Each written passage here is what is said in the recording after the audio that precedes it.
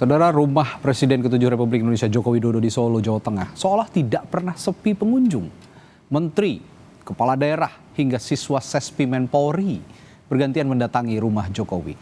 Sejumlah pihak mengingatkan soal efek komunikasi atau efeknya komunikasi berbagai kunjungan itu yang dapat menimbulkan persepsi ataupun spekulasi soal matahari kembar hingga post-power syndrome. Lalu bagaimana membacanya? Kita akan bahas bersama Sekjen Projo Handoko, lalu juga politisi Partai Gerindra Hendarsam Marantoko dan Direktur Eksekutif Carta Politika Yunarto Wijaya. Selamat malam, Bapak-bapak. Selamat malam. Iya, saya ke Pak Handoko dulu nih. Pak Handoko, saya ingin tanya, sebagai Projo, sebagai orang yang juga punya kedekatan sangat dekat lah ya boleh dikatakan dengan Pak Jokowi, Presiden ke-7 Republik Indonesia. Apa Anda juga memberikan advice kepada Pak Jokowi atau Projo memberikan advice atau saran untuk membatasi siapa saja yang menemuinya? Karena ya itu tadi, menghindari spekulasi yang muncul di publik, Pak Handoko. Ya, terima kasih Mas. Selamat malam semuanya. Jadi, saya pikir nggak ada yang perlu dipersoalkan dengan banyaknya orang berkunjung ke Pak Jokowi, dan itu kan bukan artinya gini loh, bukan Pak Jokowi yang kemudian ngumpulin orang apa kan, bukan, tapi orang memang karena memang Pak Jokowi ini mempunyai apa ya, daya tarik, orang pengen datang, pengen ketemu, ya kan, selama ini punya reputasi yang bagus gitu kan, maka saya pikir ini kan kesempatan yang memang selama ini ditunggu-tunggu oleh masyarakat, pengen ketemu Pak Jokowi, tetapi ketika waktu menjadi presiden kan sulit. Nah sekarang kesempatan itu muncul, dan kemudian dengan segudang pengalaman Pak Jokowi dalam berkontribusi mengurus negara ini, mulai wali kota, gubernur sampai presiden 2 periode, itu tentu menjadi inspirasi. Banyak orang pengen apa ya, mungkin mendapatkan arahan, mendapatkan wejangan atau segala macam. Saya pikir itu wajar sekali. Iya, tapi dari Pak Handoko, dari mana Anda yakin juga Pak Jokowi, bukan Pak Jokowi ini yang manggil gitu? Apa keyakinan Anda itu didasari apa? Nah, ya kan orang inisiatif sendiri semuanya datang berbondong-bondong, selalu tiap hari mengantri begitu. Nah kalau kemudian begini loh, kalau Pak Jokowi pengen melakukan apa ya, manuver atau gerakan apa, ya nggak begitu Pak caranya Pak, gitu kan. Pak Jokowi justru sekarang ini pada posisi beliau karena sudah purna, sudah selesai menjalankan jabatannya, beliau di rumah, ya kan. Cuman memang rakyat berbagai kalangan di Republik ini kan pengen sekali ini untuk bisa bertemu dengan Pak Jokowi, bahkan sekedar berfoto, sekedar bersalaman, itu kan memberi arti yang baik bagi rakyat. Dan kemudian nggak perlu juga kita kemudian berspekulasi ini akan ada matahari kembar atau post-power syndrome, sama sekali nggak ada itu, dan semua pihak juga membantah itu gitu. Iya, ini yang saya pahami begini Pak Handoko, ketika ada seorang menteri Pak Prabowo yang dulu juga menterinya Pak Jokowi begitu, menyebut kata ini bos saya. Kalau satu orang dan itu disebut slip tongue itu masih bisa dipahami. Tapi ini 2 orang, bahkan ada beberapa orang juga menyebut itu. Sebenarnya apa yang bisa dijelaskan soal ini? Kan begini ya, kan memang ada hal baru yang memang tidak terjadi sebelumnya, bahwa pemerintahan Pak Prabowo ini kan keberlanjutan. Ya kan, kemenangan Pak Prabowo itu kemudian tidak bisa lepas ketika Pilpres kemarin dari peran Pak Jokowi, dan kemudian tema utamanya juga keberlanjutan, sehingga sama sekali tidak ada dikotomi di situ. Tidak ada sama sekali kemudian ya memang Pak Jokowi mendukung Pak Prabowo begitu kan, dan kemudian kekuatan dari Pak Jokowi ini juga menjadi bagian penting dari kekuatan secara menyeluruh. Kemudian representasi dalam pemerintahan ada menteri-menterinya yang memang menteri-menterinya Pak Jokowi, tetapi itu tidak kemudian lantas kita menerjemahkannya sebagai matahari kembar, tidak. Ini Ya, blending oke. aja gitu. Dengan dalih keberlanjutan tadi, jadi kunjungan-kunjungan ataupun penyebutan bos itu tadi ya sepertinya biasa saja begitu menurut Anda ya? Biasa saja, Oke. nggak ada yang terganggu juga. Oke. Itu. Tapi Menghadap, ya, gitu. saya ke Pak Endarsam. Pak Endarsam, ini tanpa saya bermaksud untuk membentur-benturkan begitu ya antara Pak Prabowo dengan juga Pak Jokowi. Ini sama-sama pemimpin, bahwa Pak Prabowo sekarang adalah presiden kita yang sah, yang harus juga diikuti segala kebijakannya karena dia panglima tertinggi negara. Itu betul. Tapi yang ingin saya tanyakan, apa yang harus ataupun didiskusikan lah ya mungkin dengan Pak Prabowo begitu untuk memastikan tidak ada persepsi dualisme kepemimpinan, karena ini juga butuh apa ya, Pak Prabowo saya yakin butuh satu suara juga di internal kabinetnya begitu. Iya, kalau dari kita, dari kami dan dari saya, kami tetap berprasangka baik bahwa apa yang kegiatan-kegiatan yang dilakukan oleh para menteri-menteri di kabinet Pak Prabowo saat ini, kemudian teman-teman di SSPP dan tokoh-tokoh lain datang ke sana, ini merupakan dalam lingkup tafsir kebangsaan dan tafsir silaturahmi. Memang kan kalau kita lihat bisa saja variabelnya ada 3 ya, bisa ada tafsir politik, ada tafsir silaturahmi dan tafsir kebangsaan. Nah, kalau kami tetap berprasangka baik bahwa ini adalah setidak-tidaknya ini kan ada tafsir silaturahmi, karena masih dalam suasana Lebaran. Idul Fitri, Ya, Idul Fitri ya. Kemudian untuk masalah teman-teman yang ke SSPP, kami mungkin hasilkannya bisa juga ini ada tafsir kebangsaan bahwa sebagai mantan presiden atau presiden ke-7 Republik Indonesia, tentunya pengalaman beliau dan juga ini mungkin perlu didengar oleh para teman-teman yang ikut SSPP, mengingat juga ajudannya kan Pak Syarif itu kan merupakan peserta SSPP juga kan gitu. Jadi ada nuansa silaturahmi di situ. Jadi kami tetap berprasangka baik ya bahwa ini kedua hal tersebut yang merupakan variabelnya, toh juga ya kan tidak ada agenda politik apa-apa juga ya di luar itu. Jadi ya begitu saja simpel itu kita melihatnya. Tapi begini deh Pak Endarsam ya, supaya nanti ke depannya juga tidak ada anasir-anasir liar, tidak ada tafsiran-tafsiran yang spekulatif begitu ya.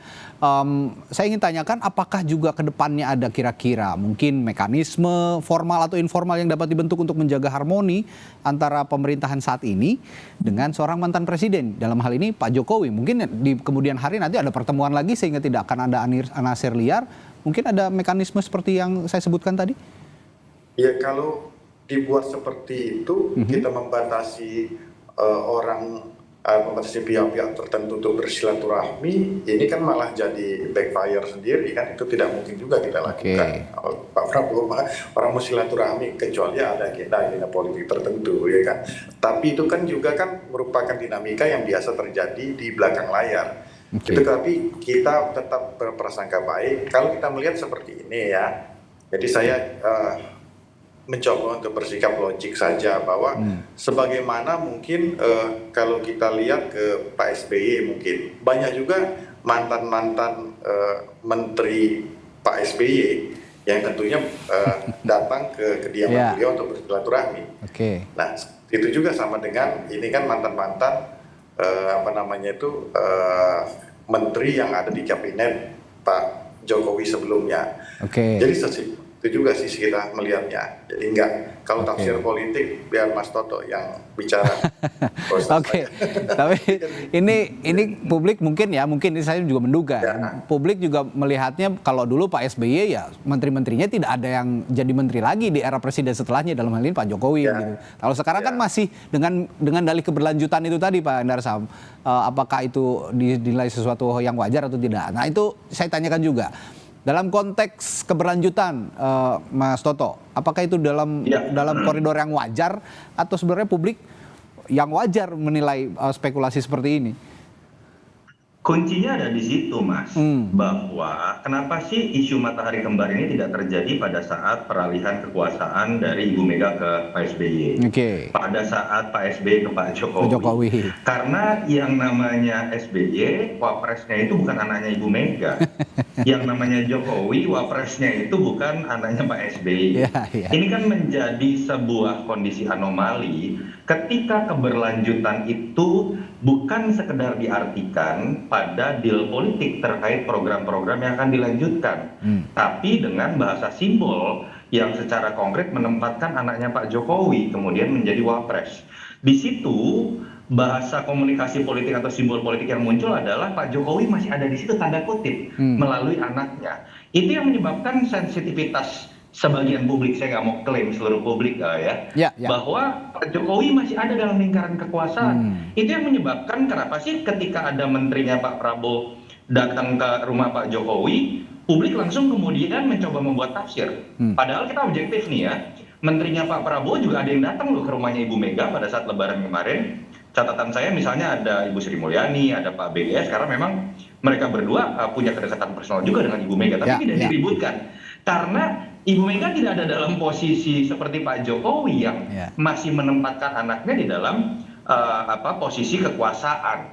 Nah ini yang menyebabkan menurut saya jangan salahkan publik, jangan salahkan juga yang mengingatkan bahwa tidak boleh ada matahari kembar. Pak SBY juga mengingatkan itu. Ini sebuah sarana pengingat dalam sistem presidensial supaya fakta empirisnya ya, kita nggak mau Indonesia seperti Filipina yang punya kesamaan deal-deal politik, ujungnya nggak bagus loh, wapresnya sampai kemudian di-impeach. Saya melihat ini sebagai bentuk rasa sayang, bukan mengadu domba. Jadi harusnya konsekuensi ini ya diterima dengan lebih bijak, baik oleh Pak Prabowo ataupun Pak Jokowi. Buat Pak Prabowo ini kan beban ya, dikatakan ada Pak Jokowi di sampingnya, di belakangnya, dan lain-lain. Pak Prabowo harus tegas memberikan batasan-batasan minimal, misalnya secara komunikasi politik terkait dengan struktur di bawahnya, misal menteri-menteri ya jangan mengeluarkan kalimat yang bisa menimbulkan multitafsir. Kalau Mas Trenggono dan Pak BGS nggak mengatakan masih bos saya atau bos saya, kan ini nggak akan dibahas di media kalau dikatakan mantan bos begitu ya.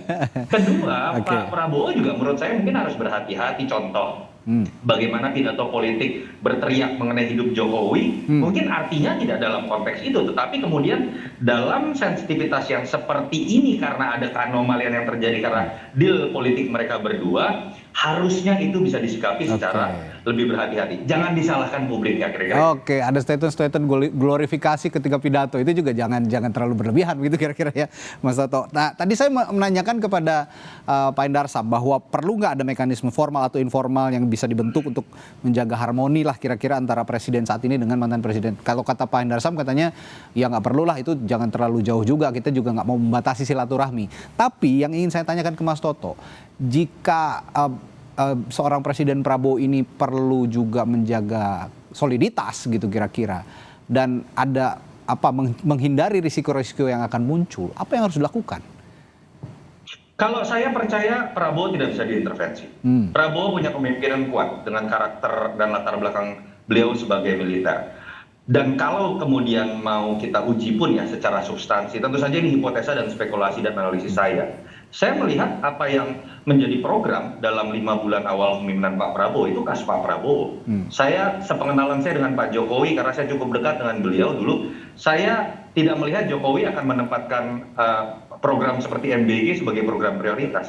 Pak Jokowi dulu menempatkan infrastruktur dengan menggunakan dana APBN secara dominan. Pak Prabowo tidak ingin menggunakan itu.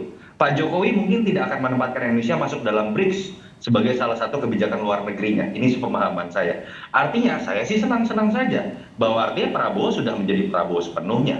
Tetapi kan tadi bahwa di sampingnya masih ada kekuasaan yang diberikan kepada anaknya Pak Jokowi, hal-hal itu yang kemudian menimbulkan banyak tafsir. Nah, paling tidak, walaupun Pak Prabowo menunjukkan kekuasaannya secara penuh, tapi juga harus berhati-hati dalam konteks menempatkan bahasa komunikasi publik kepada publik, dan bukan hanya masukan ini saya alamatkan bukan hanya kepada beliau ya, tapi bagaimana beliau juga bisa memberikan ketegasan kepada menteri-menterinya untuk kemudian tidak memberikan penafsiran yang bisa membingungkan publik tadi. Kenapa? Balik lagi, karena di belakangnya sudah terlanjur ada sensitivitas. Ketika sensitivitas itu muncul, obati, jelaskan, jangan kemudian menuduh publik yang sedang mengadu domba. Begini, saya kembali ke Bung Handoko. Bung Handoko, kalau tadi Mas Toto mengatakan bahwa mungkin dulu di Pak SBY juga ada pertemuan-pertemuan begitu, tapi tidak diungkap ke publik. Tadi juga Pak Hendarsam juga mengatakan seperti itu. Adalah silaturahmi. Saya yakin juga dulu-dulu ya Pak SBY bertemu tokoh juga ada, hanya tidak diekspos. Tapi kali ini pertemuan-pertemuan itu ya, kalau tadi kata politisi Nasdem Ahmad Syaroni, ya biar nggak ada penafsiran post power syndrome, ya nggak usah diekspos lah, tidak usah diupload. Nah, dengan adanya exposure ini, bagaimana Anda melihat bahwa sesungguhnya ini bukan kemauan Jokowi juga untuk bertemu tokoh-tokoh tadi? Ya, iya gini lah. Kalau soal diekspos, saya bertemu itu kan, ya kita kan melihat Pak Jokowi kemudian memang baru kali ini kita punya mantan presiden, kemudian rakyat masih berbondong-bondong tiap hari.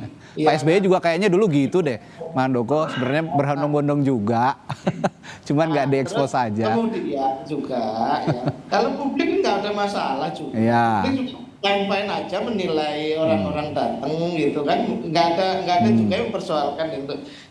Kemudian apakah ini ide-ide atau pikiran-pikiran post power syndrome ini kan muncul dari para politisi di elit gitu. Di bawah nggak ada masalah sekali, nggak ada yang mempersoalkan orang-orang datang ke Pak Jokowi, karena bagaimanapun beliau ini mantan presiden, orang yang punya posisi dan pengalaman penting di Republik ini. Jadi biasa saja kemudian orang bersilaturahmi kepada seorang tokoh, bagaimanapun itu hal yang lumrah dan sangat bisa diterima secara dalam sosiologis masyarakat Indonesia. Jadi juga nggak ada yang perlu dipersoalkan. Tapi karena itu kemudian adalah tafsir-tafsir yang dilontarkan dari para elit politik, kan begitu aja. Tapi yang tadi dibilang Mas Toto juga, ini bukan sarana untuk memecah belah loh. Sebenarnya publik juga hanya ingin mengingatkan begitu, Mas Handoko. Ya, kalau publik gak ada masalah, yang mengingatkan Mardhani, Saroni kan begitu.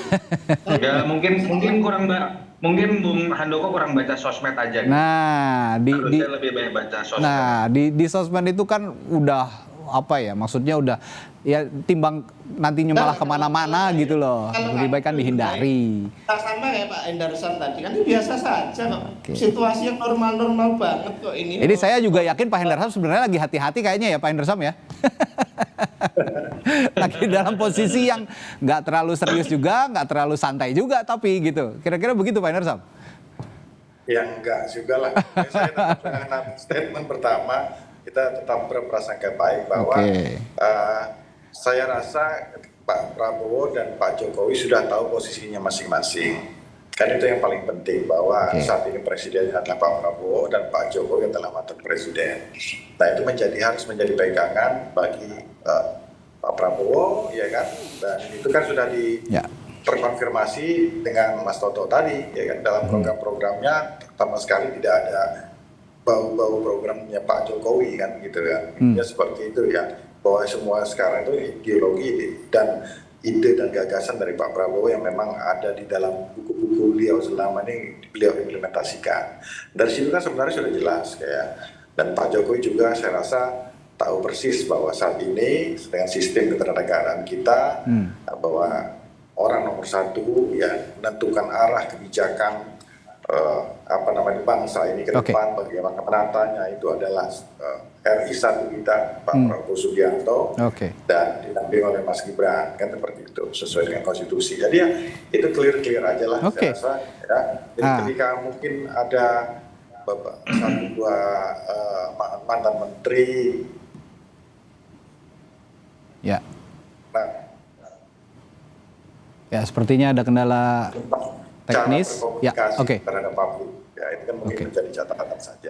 Terakhir saya terakhir ke Bung Toto, kalau dalam situasi seperti ini, Bung Toto, berarti Anda masih yakin atau enggak independensi menteri dalam menjalankan tugas di bawah Presiden Prabowo, yang kalau kata Pak Hendarsam RI 1 kita ini masih terjaga begitu kira-kira?